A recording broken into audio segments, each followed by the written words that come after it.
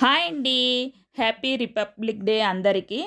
ఇక ఈరోజు అయితే నేను అందరు హెల్దీగా ఉండాలని హెల్దీ రెసిపీ అయితే చేయబోతున్నాను.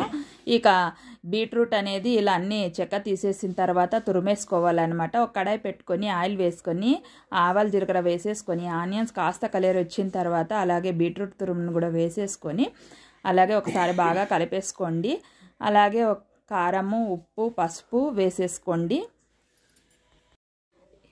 ఇక ఒకసారి బాగా కలిపేసుకోండి. అలాగే అల్లం వెల్లుల్లి పేస్ట్ వేసుకోండి. నేనైతే ఇక్కడ ముందుగానే వేసి పెట్టుకున్నాను అనమాట. ఇక అలాగే కొత్తిమీర పేస్ట్ వేసేసుకోండి. ఉత్త కొత్తిమీర పేస్ట్ అనమాట అది. ఇక అలాగే కొన్ని నీళ్ళు వేసేసుకొని ఒకసారి బాగా కలిపేసుకోండి. కాసేపు ఒక 5 నిమిషాలు మూత పెట్టేయండి, మగ్గిపోతుంది అనమాట. చూడండి బాగా మగ్గిపోయింది. ఇక బీట్రూట్కి రెసిపీ అయితే రెడీ అయిపోయింది. ఇందులోకి అయితే చపాతీ కాంబినేషన్ చాలా బాగుంటుంది. లైక్ చేయండి, షేర్ చేయండి. హాయ్ అండి. మనకే తెలియకుండానే కడప నిండా తినాలనుకుంటే గుడ్డు కూర ఇలా చేసుకోండి. సూపర్ టేస్టీగా ఉంటుంది. చాలా చాలా బాగుంటుంది.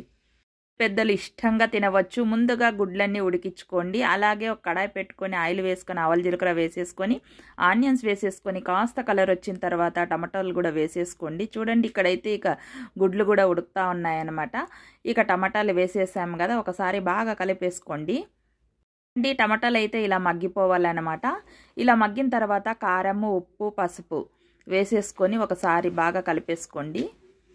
ఇక మసాలాకైతే కాస్త కొబ్బరి, అలాగే అల్లము, అలాగే వెల్లుల్లి, కాస్త కొత్తిమీర, ఒక చెక్క, లవంగా వేసి మిక్సీ పట్టించానమాట పేస్టు.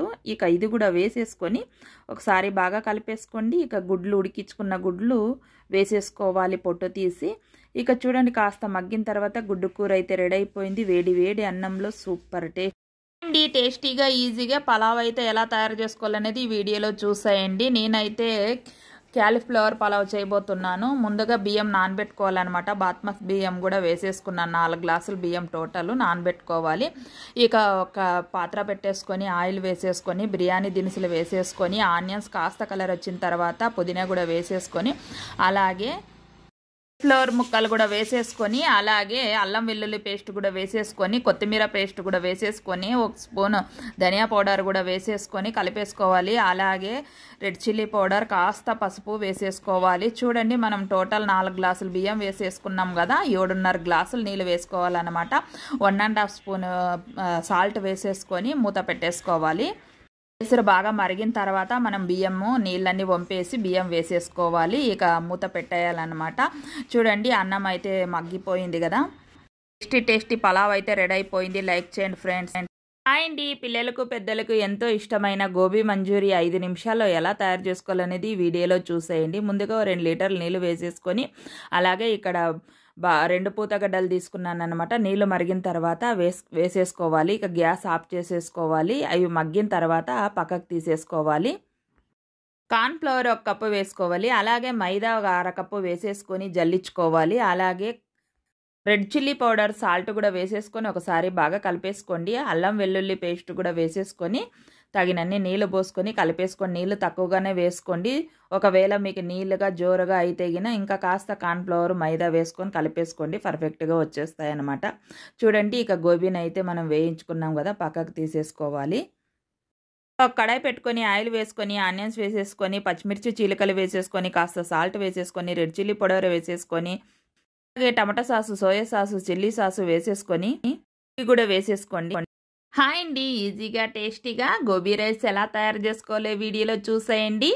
అలాగే ముందు వీడియోలో అయితే మనం గోబీ మంచూరియా చూసేసాం కదా, ఈ వీడియోలో గోబీ రైస్ చూసేయండి. ఒక బౌలి తీసుకొని ఫ్లవర్ 1 కప్పు, మైదా 1/2 కప్పు, చిల్లీ పౌడర్, సాల్ట్ టేస్ట్కి తగినంత, వెల్లుల్లి పేస్ట్ వేసి తగినన్ని నీళ్లు వేసేసి కలిపేసుకోవాలి. చూడండి గోబీ మంచూరియా కలర్ వచ్చిన తర్వాత తీసేసుకోవాలి. ఇందులో ఫుడ్ కలర్ అనేది యాడ్ చేయలేదన్నమాట. ఇక ఒక బౌల్ పెట్టేసుకొని కాస్త ఆయిల్ వేసి ఆనియన్స్ వేసేసి అలాగే గ్రీన్ చిల్లీ ముక్కలు వేసేసి అలాగే సాల్ట్, కాస్త కారము వేసేసి tomato sauce, soya sauce, chilli sauce, vinegar అన్నీ వేసేసి ఒకసారి బాగా కలిపేసుకోండి.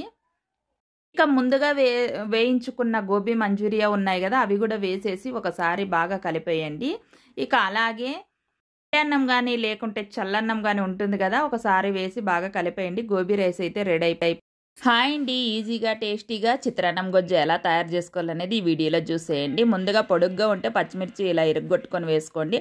అలాగే సాల్ట్ వేసేసుకోండి, కొత్తిమీర వేసేసుకొని, వెల్లుల్లి వేసేసుకొని ఇలా పేస్ట్లా చేసేసుకోవాలి. ఒక కడాయి పెట్టుకొని ఆయిల్ వేసుకొని ఆవాల జీలకర్ర వేసేసుకొని అలాగే శనగపప్పు మినప్పప్పు కూడా వేసేసుకోండి. అలాగే కాస్త కరివేపాకు వేసుకొని ఇలా బాగా కలుపుకోవాలి. కాస్త కలర్ వచ్చిన తర్వాత ముందుగా పేస్ట్ పట్టించుకున్నాం కదా పచ్చిమిర్చి పేస్ట్ వేసేసుకొని ఒకసారి బాగా కలిపేసుకోండి. అలాగే పసుపు వేసేసుకోండి, ఒకసారి బాగా కలిపేసుకోండి.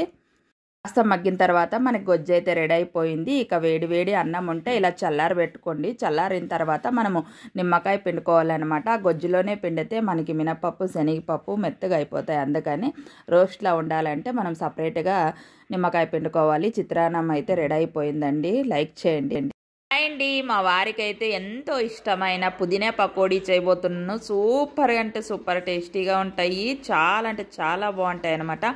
ఇక ముందుగా మనము గిన్నె తీసుకొని కాస్త సాల్ట్, సోడా, జీలకర్ర, ఆనియన్స్, అలాగే సన్నగా కట్ చేసుకున్న పుదీనా, అలాగే సన్నగా కట్ చేసుకున్న కొత్తిమీర అన్నీ వేసుకొని ఒకసారి ఇలా బాగా కలిపేసుకోండి. ఇక ఒకసారి ఇలా బాగా కలుపుకోయిన తర్వాత పచ్చిమిర్చి సన్నగా కట్ చేసుకున్న పచ్చిమిర్చి వేసేసుకోండి. అలాగే ఒక అరకప్పు శనగపిండి కూడా వేసేసుకొని ఒకసారి బాగా కలుపుకోండి. ఎక్స్ట్రా నీళ్ళు అనేది వేసుకోరాదు, ఇక మనం ముందుగా వేసుకున్నాం కదా అవే సరిపోతాయి అన్నమాట. ఇక చూడండి ఇలా కలిపేసుకోండి. ఇక ఆయిల్ బాగా హీట్ అయిన తర్వాత ఇలా వేసేసుకోండి. ఇలా వేసుకున్నామంటే మంచి పుదీనా ఫ్లేవర్ వస్తుందన్నమాట. చాలా అంటే చాలా బాగా టేస్టీగా సూపర్గా ఉంటాయి. పిల్లలకు పెద్దలకు నచ్చుతాయి. హాయ్ అండి, నోటికి ఎంతో కమ్మగా టేస్టీగా తినే కొద్దీ తినాలనిపించే రెసిపీ అండి. మటన్ చికెన్ కూడా దీని ముందర పడదన్నమాట, అంత బాగుంటుంది. ఈ వీడియో చూసేయండి. మరి ముందుగా ప్యాన్ పెట్టుకొని ఆయిల్ వేసుకొని ఆవాల జీలకర్ర వేసేసుకొని కాస్త కరివేపాకు వేసుకొని టమాటా ముక్కలను వేసేసుకొని కారం, ఉప్పు, పసుపు వేసేసుకొని కొద్దిసేపు మూత పెట్టేయండి. ఇక చూడండి కాసేపు అయిన తర్వాత మూత తీసి మనము కచ్చపచ్చగా దంచుకున్న వెల్లుల్లిని కూడా వేసేసుకొని ఇక ఒకసారి బాగా కలిపేసుకోండి. వెల్లుల్లి కాస్త ఎక్కువగా వేసుకోండి, టేస్ట్ అయితే సూపర్గా ఉంటుందన్నమాట. ఇక మనం సన్నగా కట్ చేసుకున్న కొత్తిమీర కూడా వేసేసుకొని ఇక కలుపుకొని తింటే వేడి వేడి అన్నంలో ఆహా ఓహో అన్నట్లుంటుందండి. సూపర్గా ఉంటుంది. అలాగే బ్యాచిలర్స్ కూడా నోటికి కమ్మగా ఉంటుందండి రెసిపీ అయితే. హాయ్ అండి, పిల్లలు పెద్దలు టేస్టీగా తినాలనుకుంటే క్యాలీఫ్లవర్తో ఇలా చేసేసుకోండి. కర్రీ అయితే సూపర్గా ఉంటుందన్నమాట. ముందుగా మనము క్యాలీఫ్లవర్ని వేడి నీళ్ళల్లో కడిగి తీసుకోవాలన్నమాట. ఇక ఒక కడాయి పెట్టేసి ఆయిల్ వేసేసి ఆవాల జీలకర్ర వేసేసి ఆనియన్స్ వేసేసి కాస్త కలర్ వచ్చిన తర్వాత టమాటా ముక్కలు కూడా వేసేసుకొని ఇప్పుడు పచ్చిమిర్చి పేస్ట్ వేసేసుకోవాలి. పచ్చిమిర్చి, కాస్త సాల్ట్, వెల్లుల్లి, కొత్తిమీర పేస్ట్ పట్టించుకొని వేసేసుకోండి. పచ్చిమిర్చి పేస్ట్ అయితే కాస్త కచ్చపచ్చగా వేసేసుకోండి. అలాగే మిక్సీ జార్ కడిగిన నీళ్ళు కూడా వేసేసుకొని కాస్త మగ్గిన తర్వాత మనము ముందుగా ఇలా కడిగి పెట్టుకున్న గోబీని వేసేసుకోవాలి. చూడండి కాస్త మగ్గిన తర్వాత ఒకసారి బాగా కలిపేసుకోండి. గ్యాస్ స్లిమ్లో ఇలా పెట్టుకుంటూ మనము మగ్గించుకోవాలన్నమాట. ఇక కర్రీ అయితే రెడీ అయిపోయిందండి. గోబీ కర్రీ అయితే టేస్టీ గోబీ కర్రీ సూపర్గా ఉంటుంది. ఇక ఇందులోకి అయితే చపాతీ కాంబినేషన్ సూపర్గా ఉంటుంది. లైక్ చేయండి, షేర్ చేయండి, సబ్స్క్రైబ్ చేసుకోండి.